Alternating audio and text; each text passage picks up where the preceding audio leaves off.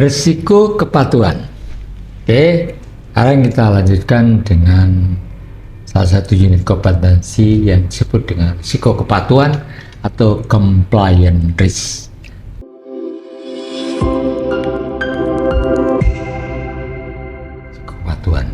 Risiko kepatuhan harus di-manage, ya. Di-manage melalui proses satu, diidentifikasi, yang kedua diukur, yang ketiga dipantau, proses keempat dikendalikan, kemudian dikomunikasikan kepada OJK dan manajemen.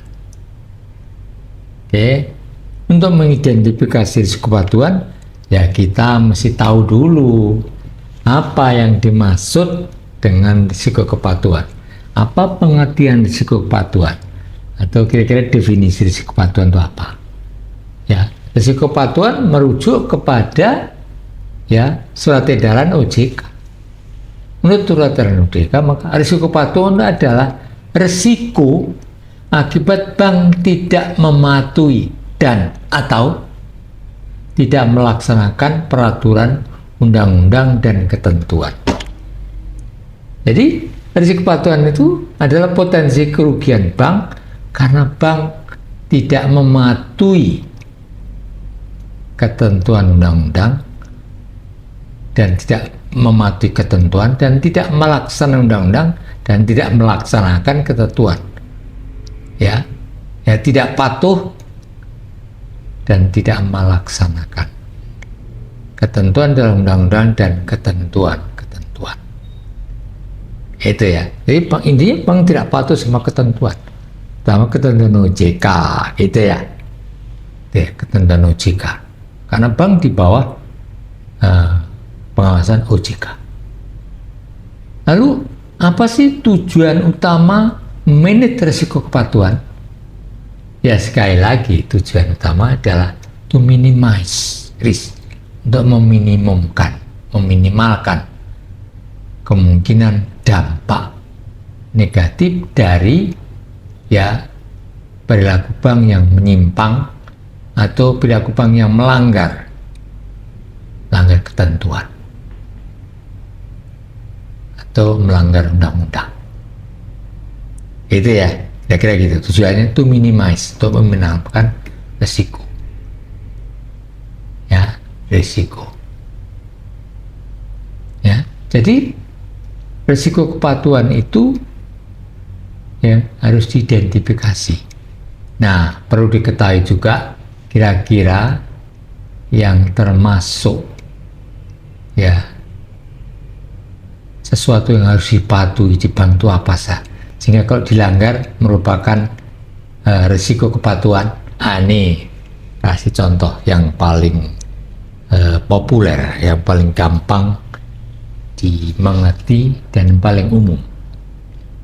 Ya, umpamanya ya bank ya tidak patuh terhadap ketentuan kewajiban pemenuhan modal minimum. Bank itu diwajibkan memenuhi ketentuan pemenuhan modal minimum. Nah, CAR, capital adequacy ratio umpamanya.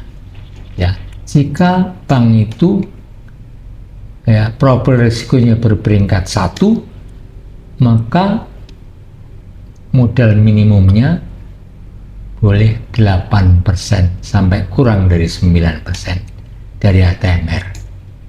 Kalau peringkatnya profil risikonya 1, sehingga profil risiko itu sangat menentukan tinggi rendahnya modal minimum. Kalau peringkatnya 1 profil risikonya, maka modal minimumnya boleh 8% sampai kurang dari 9.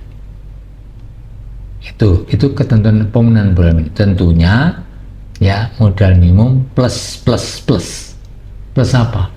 Plus yang namanya conservation buffer sama cyclical, counter cyclical, sama kalau bank sistemik namanya surcharge. Ya, jadi kira-kira kalau bank yang sistemik itu mungkin ya minimumnya ya 8 ditambah dengan 2,5 tambah 38 8 ditambah dengan 7 ya mungkin 16-an, minimum 16 gitu ya. Jadi ya, bank melanggar ketentuan kewajiban pemenuhan modal minimum. Harusnya modal minimumnya 8% karena bank sistemik gitu ya. Ya ternyata ya untuk bank sistemik, loh kok modal minimumnya 14, berarti melanggar ketentuan modal minimum untuk bank sistemik. Kalau untuk bank non sistemik, kalau peringkatnya 1 kan mestinya 8 plus 2,5 plus 5, kira-kira mungkin 13 lah ya, 13. Ternyata bank itu modal minimumnya persentasenya itu cuma 10, ya melanggar ya, karena ya banknya berperingkat 1 profil risikonya, maka boleh 8 ditambah ya plus ya, ditambah counter cyclical buffer sama conservation buffer 2,5 paling tinggi ya. Terus yang harus dipatuhi apalagi, yang kalau tidak dipatuhi merupakan risiko kepatuhan, kualitas aktiva produktif ya, pembentukan penyisian aktiva harusnya dibuat ya, pembentukan penyisian aktiva ternyata tidak dibuat ya, itu juga menimbulkan risiko kepatuhan, dianggap tidak patuh.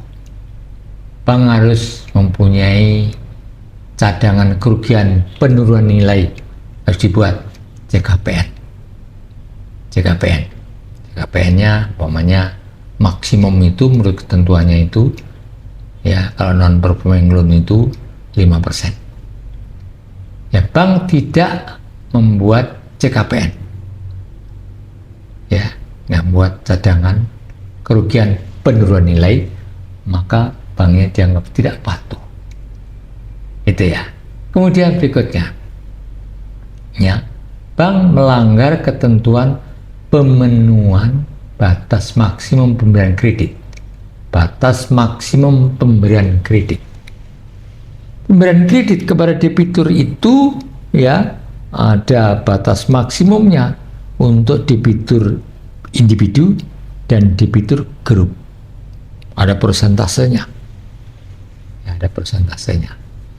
Nah, kalau itu sampai dilanggar, umpamanya batas maksimum pemberian kredit kepada perusahaan, satu perusahaan itu umpamanya nih sekian persen, nah, itu dilanggar. Di depannya harusnya umpamanya 10%, tiba-tiba 15%. Nah, itu udah melanggar ketentuan batas maksimum pemberian kredit. Banknya dianggap tidak patuh. Maka ini menimbulkan risiko kepatuhan. Oke. Ya. Ya. Oke, terus berikutnya. Contoh ketidakpatuhan umpamanya, sehingga menimbulkan risiko kepatuhan. Bank harus melihara posisi devisa neto. Ya, berapa aset valuta asing, berapa liability valuta asing. Ya. Jadi boleh bank itu mempunyai gap antara aset dan liability dalam valuta asing, tapi dibatasi posisi netonya, posisi devisa netonya dibatasi. Ya, dibatasi berapa aset valuta asing, berapa liability valuta asing. Ya, dibatasi, ada maksimum, ada posisi devisa netonya dibatasi. Ternyata dilanggar. Nah, berarti tidak patuh terhadap ketentuan posisi devisa neto. Itu ya. Kemudian bank melanggar rencana bisnis bank. Contohnya ya, di dalam rencana bisnis bank, bank hanya akan fokus kepada pembiayaan di dalam negeri. Tiba-tiba ya dalam kenyataannya rencana bisnis bank yang mau membiayai perusahaan-perusahaan atau kredit-kredit di dalam negeri, membiayai kredit-kredit yang ada di luar negeri, itu termasuk pelanggaran rencana bisnis bank. ya, rencana bisnis bank, sehingga dianggap tidak patuh. Loh, ini kan menurut rencana bisnis banknya kliennya kan beroperasi di Indonesia, kok beroperasi di sana, memberikan kredit di Indonesia, kenapa memberikan kredit ke luar negeri? Nah, ini termasuk pelanggaran rencana bisnis bank. Itu. Terus ketentuan anti pencucian uang dan pencegahan pendanaan terorisme, APU PPT. Ya, bank itu diatur, ya. Bank harus mencegah terjadinya pendanaan terorisme dan mencegah pencucian uang. Jadi kalau kita mau mendepositkan uang itu pasti ada pernyataan-pernyataan, ya. Pokoknya saya mau depositkan uang pokoknya 5 triliun, ya pasti ditanya lah. Ditanya dalam rangka apakah ini termasuk kategori pencucian uang? Jangan-jangan saya dipakai untuk mencuci uang.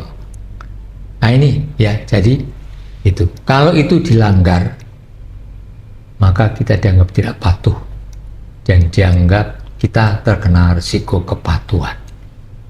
Ya, dan masih ada banyak risiko-risiko lain yang harus dipatuhi, tetapi kita langgar, sehingga terjadilah namanya risiko kepatuhan. Nah, risiko kepatuhan, ya. Jadi risiko kepatuhan kita tahu. Yang termasuk risiko kepatuhan itu apa saja sih, gitu ya. Sudah, tadi banyak contohnya ya. Salah satunya adalah ya pelanggaran batas maksimum pemberian kredit, pelanggaran posisi divisa itu. Sekarang kita menjadi tahu, ya, risiko kepatuhan harus diidentifikasi melalui apa? Melalui data yang ada di manajemen information sistemnya bank. Itu ada data. Karena setiap pelanggaran ketentuan itu mesti dimasukkan ke dalam manajemen information system, dicatat. Ya, data risiko kepatuhan apa saja umpamanya? Data daya kepatuhan. Contohnya hasil temuan audit internal dan eksternal, itu termasuk data yang harus dianalisa. Jadi dalam mengidentifikasi kepatuhan, analisa datanya. Ada nggak temuan hasil audit internal maupun eksternal? Ada temuan. Ya, temuan itu bisa berarti pelanggaran terhadap ketentuan atau undang-undang. Kemudian ada nggak laporan keterlambatan atau ketidakakuratan laporan kepada regulator? Bank harus membuat laporan kepada regulator. Ada keterlambatan, tidak akurat, jadi nggak patuh. Kok terlambat itu nggak patuh. Terlambat lapor, ya, terlambat laporan itu dianggap tidak patuh, maka timbullah disebut dengan risiko kepatuhan. Ada nggak catatan pelanggaran prinsip know your customer? Ya, terus biasanya terkait dengan money laundering. Ya, terus ada nggak satuan atau masukan dari satuan kerja kepatuhan? Kalau ada masukan berarti ada sesuatu yang tidak pas, masukan-masukan. Jadi sumber risiko kepatuhan bisa dikenali, ya, bisa dikenali.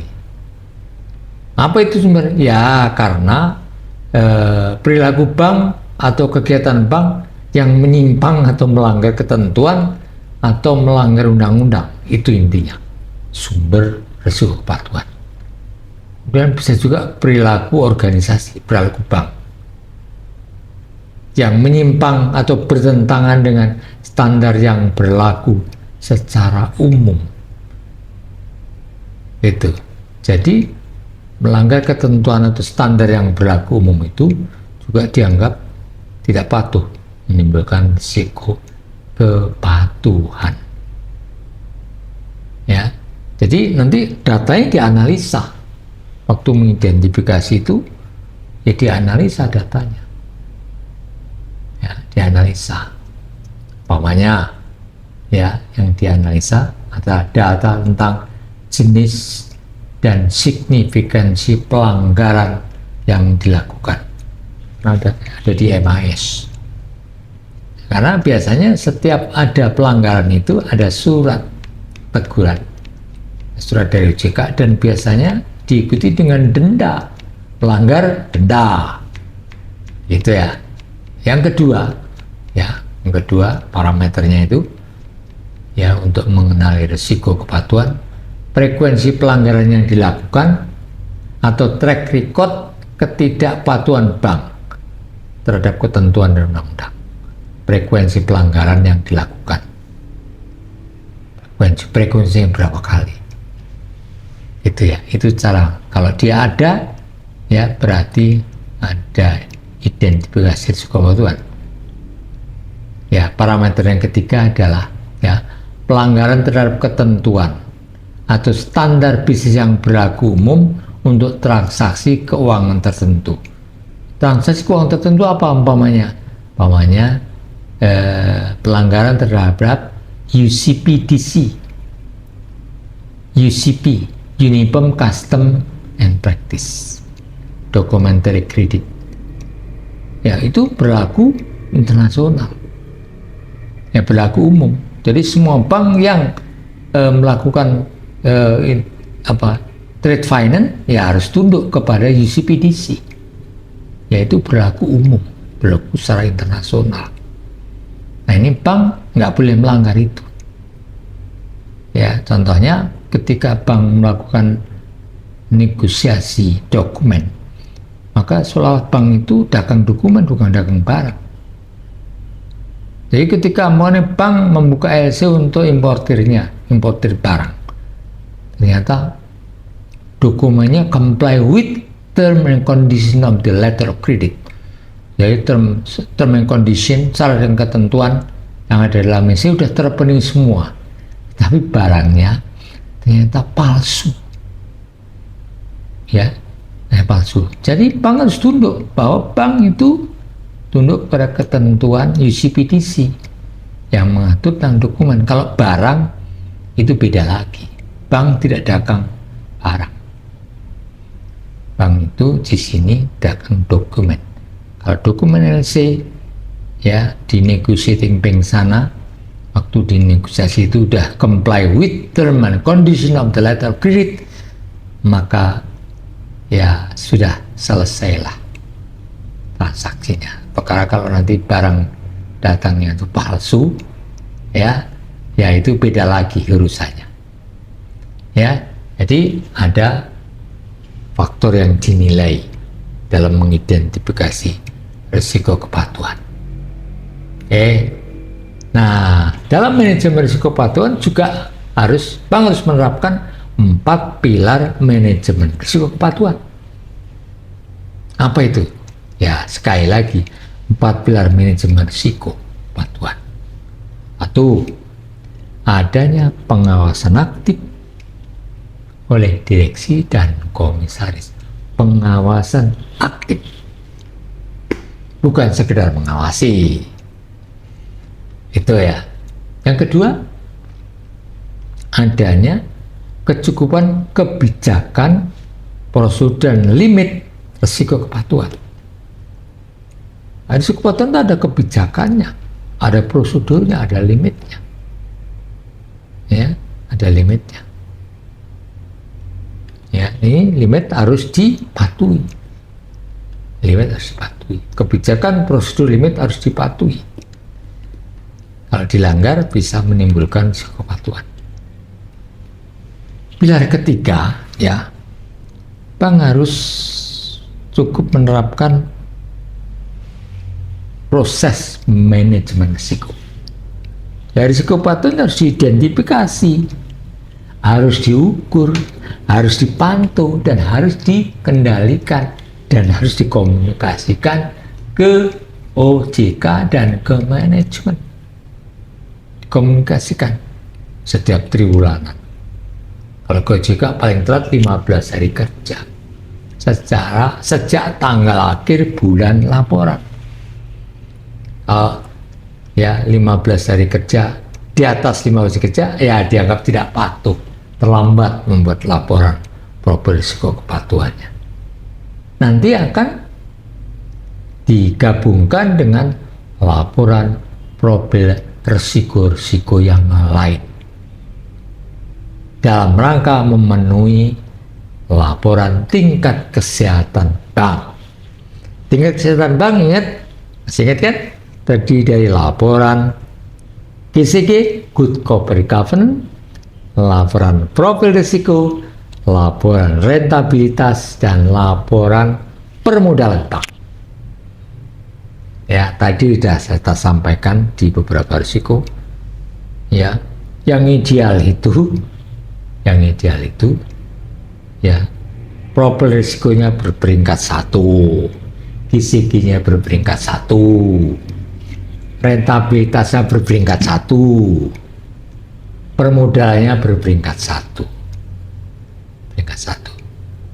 Ya, itu jadi risiko kepatuhan berperingkat 1, artinya apa? Artinya risikonya, kepatuhannya sangat rendah. 1, sangat rendah. Ya, harus menerapkan 4 pilar manajemen risiko. Ya, oke. Mungkin ada yang bertanya, kok 4 pilar manajemen risiko bisa mengendalikan risiko? Logikanya di mana? Iya, karena logikanya di pilar 1 itu ada namanya pengawasan aktif direksi dan komisaris. Bagaimana bisa aktif? Ya, ada pembagian tanggung jawab antara direksi dan komisaris terhadap risiko kepatuhan. Ya, direksi dan komisaris itu bisa memastikan bahwa manajemen risiko untuk kepatuhan dilakukan secara terintegrasi dengan manajemen risiko lainnya. Ini kewenangan direksi dan komisaris.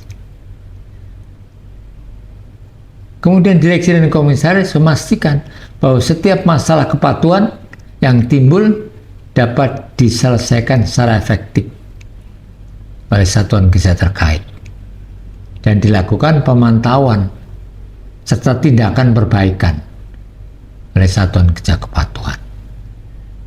Ya, terus diatur lagi, direktur yang membawakan fungsi kepatuhan harus independen.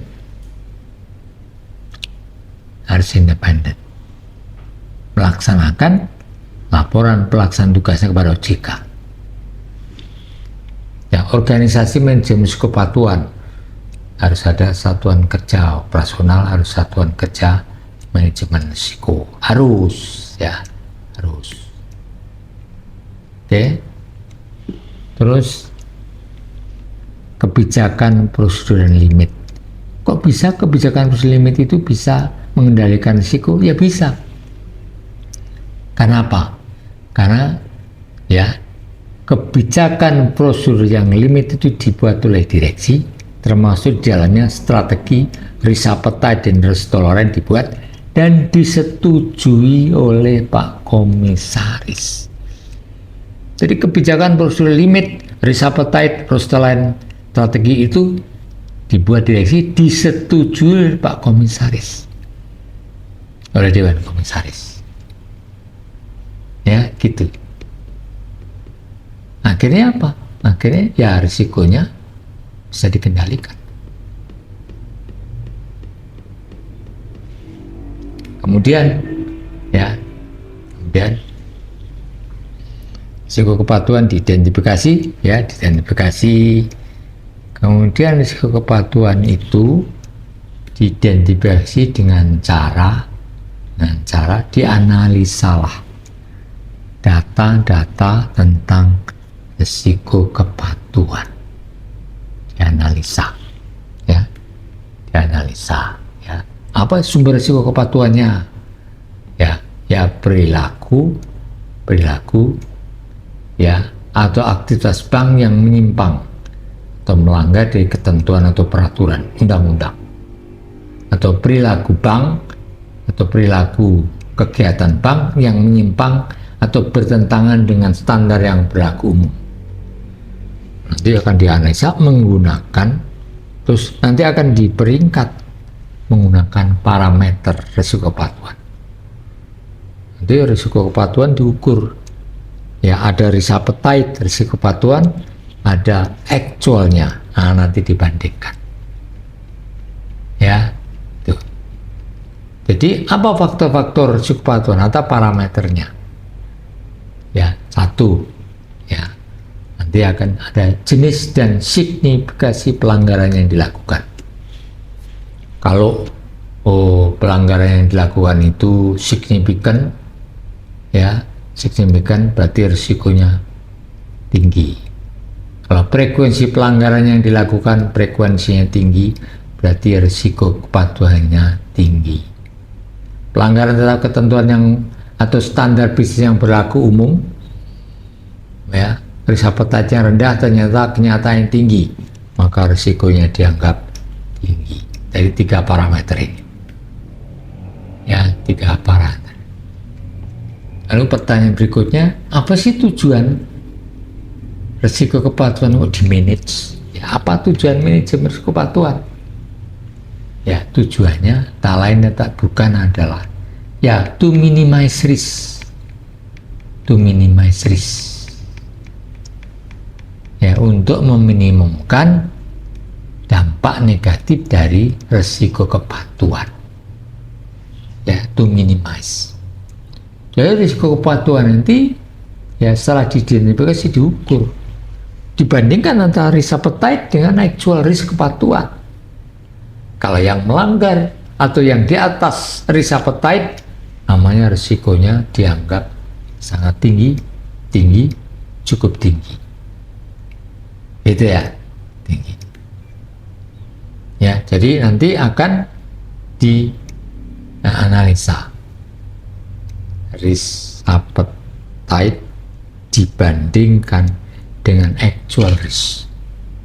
Risk appetite tentang apa? Ya parameternya. Risk appetite jenis yang signifikasi pelanggaran yang dilakukan. Risk appetite-nya umpamanya signifikansinya ya kalau bisa nggak signifikan, ternyata kok signifikan. Frekuensi pelanggaran, risk appetite-nya 0, zero tolerance, pelanggarannya 0, harus selalu dipenuhi ketentuan undang-undang, ketentuan OJK. Ternyata actualnya kok frekuensinya 5 kali dalam setahun, harusnya kan 0, karena risk appetite-nya 0, risikonya kepatuhannya tinggi. Pelanggaran terhadap ketentuan yang berlaku umum atau standar transaksi keuangan tertentu, ya risk appetite-nya tidak patuhnya 0, ternyata tidak patuhnya 6 kali dalam setahun. Wah, risiko kepatuhan berdasarkan parameter pelanggaran terhadap ketentuan standar yang berlaku umum untuk transaksi keuangan tertentu sangat tinggi. Itu cara mengukurnya, ya. Cara mengukurnya. Ya, tentunya ya harus ya tadi ya tolak ukurnya itu menggunakan risk appetite dan risk tolerance. Yang melewati risk appetite apalagi melewati risk tolerance dianggap risikonya diukur ya sangat tinggi atau tinggi. Ya, oke. Nah, setelah dibandingkan antara risk appetite dan actual risk, maka diperingkat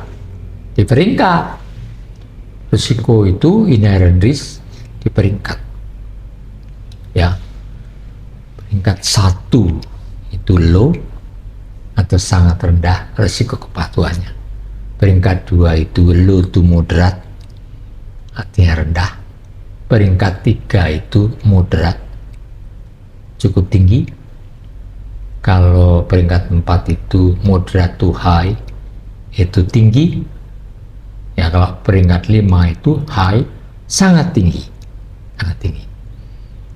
Nah contohnya kalau yang peringkat 1-nya itu sangat rendah risiko kepatuhannya seperti apa ya, jadi pelanggaran terhadap ketentuan undang-undang dan ketentuan OJK itu tergolong sangat rendah selama periode tertentu, ya, dan masa datang. Jadi sangat rendah. Kalau 1 itu artinya pelanggarannya sangat rendah. Nah, kalau peringkat 2 itu pelanggarannya rendah, pelanggar ketentuannya rendah, tergolong rendah. Kalau peringkat 3 ya cukup tinggi selama periode waktu tertentu pada masa yang akan datang. Kalau peringkat 4 itu ya tinggi, ya, tinggi. Jadi tinggi, pelanggaran yang dilakukan tinggi. Ya, peringkat 5 itu pelanggaran yang dilakukan sangat tinggi. Sangat tinggi dibandingkan dengan risk appetite-nya dan risk tolerance-nya gitu ya. Actual risk, pokoknya logikanya gampang. Ya, untuk memeringkat tingkat risiko orang sakit pakai parameternya ya tekanan darah, asam urat, gula darah, itu paling gampang ya. Kalau tekanan darahnya di atas standar, di atas risk appetite, risiko sakitnya tinggi. Kalau asam uratnya di atas standar, di atas risk appetite, risikonya tinggi. Kalau gula dalam darah ya dibandingkan risk appetite-nya jauh di atas risk appetite, risiko sakitnya tinggi. Nah, itu paling gampang untuk mengingat, untuk menyegarkan ya kita tentang risiko kepatuhan ya. Jadi di peringkat ya. Terus setelah di peringkat, maka risiko kepatuhan itu akan dipantau. Siapa yang memantau? Kembali lagi ya, yang memantau 2 unit, yaitu SKMR dan Satuan Kerja Kepatuhan. Ya, jadi harus 2 unit kerja, SKMR dan Satuan Kerja Kepatuhan. Ya, itu ya. Jadi bank harus punya sistem dan prosedur pemantauan. Untuk apa? Ya, untuk mengetahui besarnya risiko kepatuhan. Kemudian untuk mengetahui, membandingkan dengan risk appetite dan risk tolerance. Ya, itu. Jadi kepatuhan itu limit internalnya juga ya dipantau ya. Pantau, terus dilakukan stress test, ya. Jadi sekali lagi pemantauan dilakukan oleh 2 unit ya, 2 unit, ini pelaksana maupun SKMR. Kemudian hasil pemantauan itu disampaikan secara berkala kepada manajemen. Pertanyaannya, untuk apa? Jawabannya adalah ya untuk mengetahui, memantau mana-mana risiko kepatuhan yang di atas risk appetite dan di atas risk tolerance. Untuk diapakan? Untuk dimitigasi, untuk dikendalikan. Karena risiko itu setelah dipantau harus dikendalikan. Supaya apa? Supaya yang melewati risk appetite turun ke risk appetite, yang melewati risk tolerance menjadi di bawah risk tolerance. Ya, contohnya ya pelanggaran terhadap ketentuan posisi debisan itu ya 0, tapi kalau 1 kali masih ditolerir ya, maka harus dikendalikan yang di atas risk tolerance. Kalau umpamanya ternyata risk tolerance-nya 1 kali dalam setahun tidak patuh terhadap posisi debisan itu, ternyata yang terjadi dalam setahun itu 4 kali, maka 4 kali harus dimitigasi, dikendalikan supaya turun menjadi di bawah 1, jadi 0 dah gitu. Itu ya tujuan daripada pengendalian untuk menurunkan kembali garis appetite. Kalau yang di atas risk tolerant diturunkan menjadi di bawah risk tolerant. Jadi pemantau diatur. Bank harus mempunyai sistem pemantauan. Pemantauan disampaikan kepada manajemen secara berkala. Ya, bank harus punya sistem dan prosedur serta backup pemantauan. Jadi kalau ya pemantauan secara elektronik bermasalah, manualnya jalan. Itu ya. Oke. Ya, jadi mengapa sih pemantauan itu? Ya, pemantauan itu yang dipantau itu biasanya adalah ya, yang memantau unit kepatuhan dan satuan kerja manajemen risiko. Itu ya. Oke ya. Ada di satuan kerja manajemen risiko SKMR dan ada satuan kerja operasional. Itu ya. Jadi nanti ya satuan kerja operasional dan satuan kerja manajemen risiko memantau. Terus setelah dipantau nanti dikendalikan, setelah dikendalikan nanti dikomunikasikan ke OJK. Yang mengkomunikasikan bukan satuan kerja operasional, tapi satuan kerja manajemen risiko saja. Ya, pihak yang independen. Itu ya. Jadi risiko dipantau, ya dipantau, kemudian risiko dikendalikan. Ya, jadi nanti risiko kepatuhan akan diperingkat. Jadi peringkatnya itu risiko inherennya diperingkat berdasarkan risk appetite, ketemulah peringkatnya 1, 2, 3, 4 atau 5. Kemudian sistem pengendaliannya ya melalui kualitas penerapan manajemen risiko diperingkat berdasarkan 4 pilar manajemen risiko. Jadi dikendalikan dengan menerapkan kualitas penerapan manajemen risiko. Kualitas penerapan manajemen risiko atau KPMR-nya diperingkat 1, 2, 3, 4, 5. 1 atau 2 atau 3 atau 4 atau 5. Ya, diperingkat. 1 artinya kualitas pengendaliannya, kualitas penerapan manajemen risikonya sangat memadai. Kalau peringkat 2 itu memadai, peringkat 3 itu cukup memadai, peringkat 4 itu kurang memadai, peringkat 5 itu tidak memadai. Jadi kualitas pengendalian, kualitas penerapan manajemen risikonya peringkat 5 tidak memadai.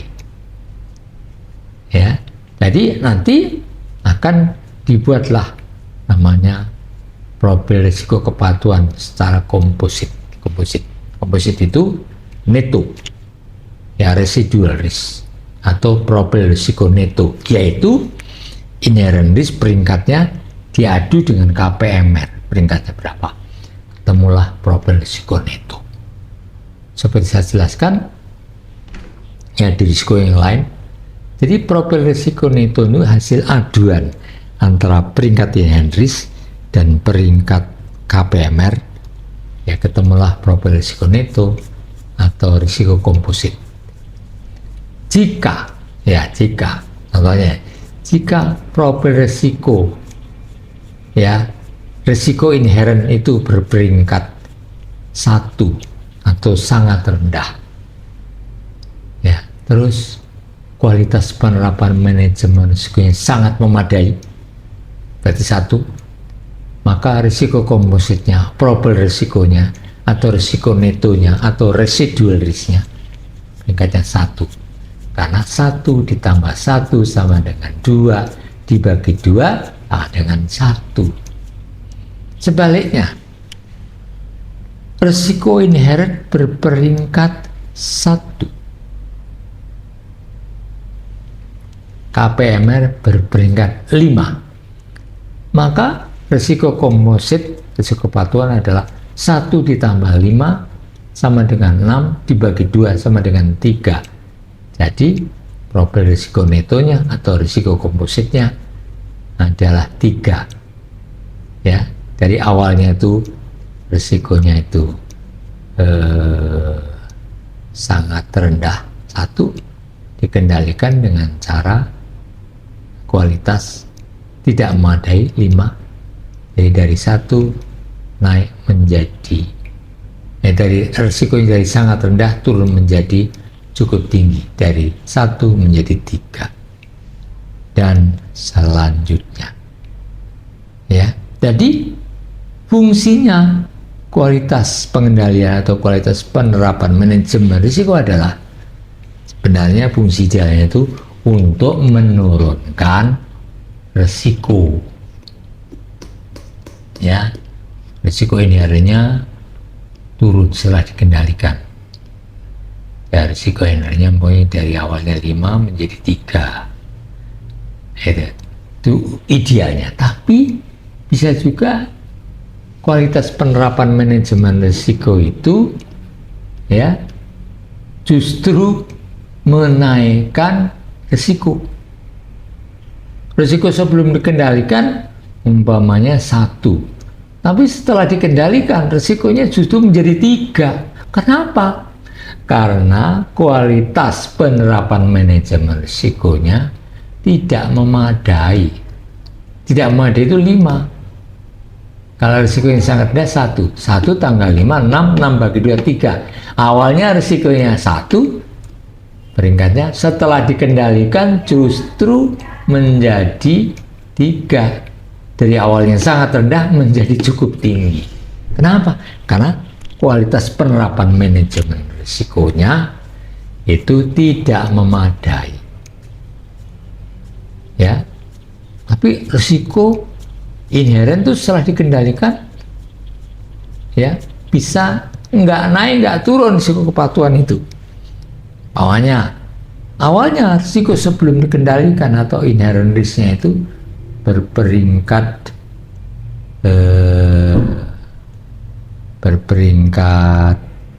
3 atau berperingkat 4. Risikonya tinggi. Terus dikendalikan dengan kualitas penerapan manajemen risiko yang namanya itu kurang memadai, 4. Inherennya berperingkat 4, KPMR-nya berperingkat 4. 4 ditambah 4 kan 8. 8 bagi 2 kan 4. Awalnya risiko sebelum dikendalikan 4, setelah dikendalikan pun 4 pula. Jadi ya kualitas pengendaliannya tidak bisa menurunkan risiko, tapi malah risikonya tetap pancet, stay pada ya semula. Itu. Oleh karena itu ya dalam memanage risiko kepatuhan, kualitas pengendalian itu ya idealnya harus strong atau satisfactory. Strong itu sangat memadai atau memadai. Baik inherent risk-nya itu sangat rendah atau sangat tinggi. Kendalikan dengan cara yang strong, kualitasnya strong atau kualitasnya itu satisfactory, sangat memadai atau memadai, itu intinya. Ya. Terus nanti ya setelah diperingkat risiko akhirnya, profil risikonya diperingkat, dilaporkanlah ke OJK. Siapa yang melaporkan? Yang melaporkan adalah Satuan Kerja Manajemen Risiko yang melaporkan ke OJK dan ke manajemen. Nah, laporan profil risiko kepatuhan itu termasuk laporan yang terstruktur. Kenapa? Karena dilaporkannya menggunakan formulir yang disediakan oleh OJK. Harus dipenuhi. Inherensinya peringkat berapa, KPMR-nya peringkat berapa, profil risikonya peringkat berapa. Ya, inherent risk di peringkat berdasarkan apa? Risk appetite.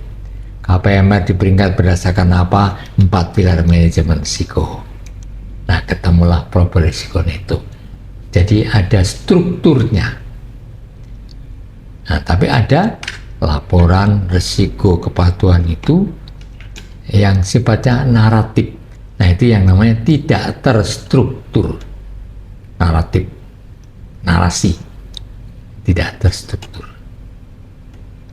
Oke, ya, risiko kepatuhan. Nah, saya akan berikan contoh. Ya, contoh kasus risiko kepatuhan. Ya, dari risiko kepatuhan contohnya banyak. Contohnya banyak. Ya, kasusnya. Ini sebuah kasus banyak. Ada sebuah bank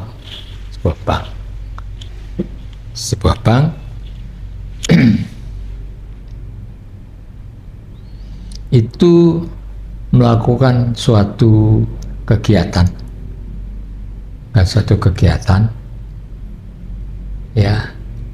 kegiatan bisnis, ya membeli dana, ya menjual dana dan menjual jasa.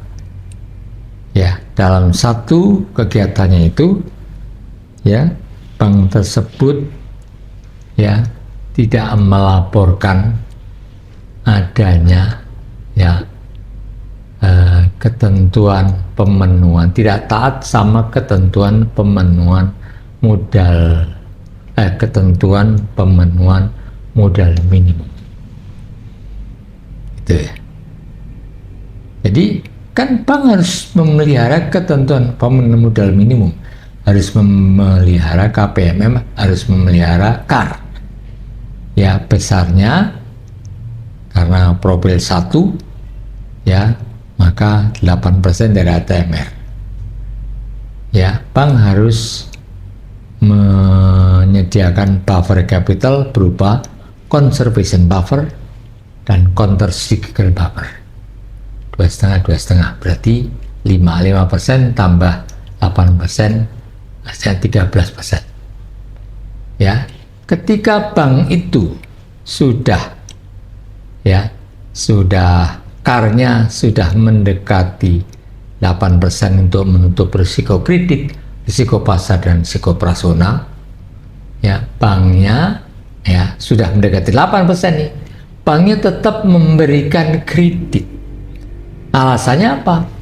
Alasannya bank tersebut ya mendapatkan tawaran deposito yang jumlahnya ya cukup signifikan dan rate-nya juga sesuai ketentuan yang berlaku, ya, tidak melanggar ketentuan suku bunga deposito LPS. Terimalah deposito, jumlahnya cukup besar dan ada permohonan kredit dari calon debitur yang sangat baik, terkenal nasabahnya itu baik, ya, reputasinya bagus di luaran, mengajukan kredit jumlahnya besar, kebetulan banknya dapat tawaran deposito besar pula. Akhirnya bank tersebut menyetujui pemberian kredit, ya, sehingga dengan pemberian kredit yang cukup besar, dengan rate yang cukup bersaing, ya, akhirnya bank memberikan kredit dan ya akhirnya kredit tersebut menimbulkan ya capital charge, beban modal. Memberikan kredit pasti modalnya bank harus berkurang, harus dikurangi sebesar 8% kali kredit yang diberikan kalikan bobot risiko dari debitur. Akhirnya ya setelah dikalkulasi modal minimum banknya di bawah ketentuan, di bawah 8%. Ya, apa yang terjadi? Ya, banknya tidak patuh kepada ketentuan pemenuhan modal minimum. Ya, ini akan mendapatkan surat teguran dan akan didenda. Kasus kedua, ada bank bank ya memberikan pinjaman kepada grup usahanya. Bank itu punya grup perusahaan-perusahaan. Ya, bank mempunyai perusahaan umpamanya pabrik ya gitu. Dan pabrik-pabrik itu kan grupnya dia, diberikanlah kredit. Padahal batas maksimum pemberian kredit kepada grup itu dibatasi persentasenya. Harus sekian persen dari modal. Tapi karena grupnya, maka diberikan kredit melampaui batas maksimum pemberian kredit kepada grupnya atau kepada perusahaan terkaitnya. Ya, jadi by design ini, sengaja. Akhirnya apa? Akhirnya bank tersebut ya ketahuan melanggar batas maksimum pemberian kredit. Nah, dalam kasus ini bank dianggap tidak patuh, sehingga bank tersebut ya pasti mendapat teguran. Ya, memang memberikan kredit kepada grupnya itu dari segi karakter ya namanya juga grup, tapi itu batas maksimum pemberian kredit kepada grup itu dibatasi. Batas maksimum pemberian grup kepada bukan grupnya juga dibatasi. Ya, batas sekian persen dari modalnya bank. Ini nggak boleh dilanggar. Itu namanya prudential banking. Oleh karena itu, ya, dalam kredit dikenal dengan prinsip 4Is. Kalau 4Is-nya tidak berjalan, maka kemungkinan besar maka yang namanya pelanggaran batas maksimum pemberian kredit itu bisa terjadi.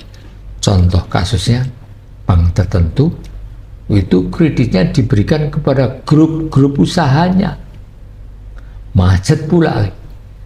Akhirnya bank itu ya menderita resiko likuiditas. Karena apa? Karena ya kredit yang diberikan pada macet kepada grupnya, macet. Ya, akhirnya bank itu menderita risiko likuiditas, ujung-ujungnya risiko reputasi, dan bank tersebut akhirnya ya modalnya menjadi di bawah ketentuan pemenuhan modal minimum. Harusnya 8 untuk menutup risiko kredit, risiko pasar, risiko operasional, menjadi di bawah 8. Ya, menjadi di bawah 8, bahkan mendekati 1. Ada informasi bank tersebut modal minimumnya itu perbandingan antara modal ya modal minimum modal dengan ATM-nya itu di bawah 1. Akhirnya bank itu ya insolven. Jadi banyak ketentuan yang dilanggar. Batas maksimum pemberian kredit kepada grup dilanggar. Batas maksimum pemberian kredit kepada perusahaan secara individu dilanggar. Gitu ya. Nah, ini menimbulkan masalah. Akhirnya bank itu insolven. Kalau bank insolven tadi saya jelaskan. Dampak bank insolven itu dampaknya besar. Terutama yang paling terdampak adalah orang-orang, perusahaan-perusahaan yang memberikan utangan kepada bank, yang menaruh deposito di bank tersebut, menaruh tabungan di bank tersebut, menaruh giro di bank tersebut. Bank menghutang kepada masyarakat, hutangnya dalam bentuk giro, tabungan, dan deposito. Itu merupakan liability.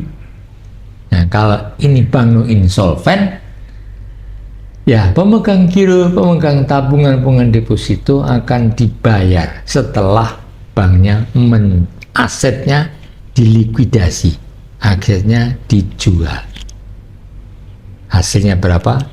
Dibagikan kepada pemegang giro, deposito, dan tabungan. Itu kalau ya yang menjadi masalah, kalau hasil penjualan asetnya itu ya, lebih kecil dari jumlah utangnya kepada masyarakat dalam bentuk giro, tabungan, dan deposito. Masyarakatnya menjadi korban. Gara-gara apa? Gara-gara tidak patuh. Oleh karena itu, ya, bank harus prudent dalam operasinya. Bank harus prudent itu ya patuh pada ketentuan regulator. Nah, supaya patuh gimana? Ya, banyak strateginya. Ya, supaya risiko kepatuhan rendah, ya, bank harus mempunyai pengurus. Ya, biasanya ya itu strategi ya, bukan harus. Bank itu biasanya suka merekrut ya pengurusnya itu dari yang paham banget tentang kepatuhan. Itu umpamanya dari otoritas yang sudah purna bakti buat jadikan komisaris. Ya, supaya apa? Karena kalau biasa di otoritas dia pasti bank itu supaya prudent begini, pasti itu. Jadi dia bisa memberikan edukasi, harus patuh itu harus begini. Makanya banyak bank-bank yang ya biasanya itu ada di pihak komisaris itu direkrutlah purna bakti dari otoritas, entah dari BI, entah dari OJK, ya, yang paham tentang peraturan ya OJK dan peraturan Bank Indonesia, supaya patuh. Karena kalau tidak patuh itu bisa menimbulkan risiko kepatuhan. Kalau tidak patuh menimbulkan kepatuhan itu kalau tercium oleh media sosial, ya, oleh majalah, oleh koran, oleh TV, tidak patuh, itu bisa menimbulkan risiko reputasi.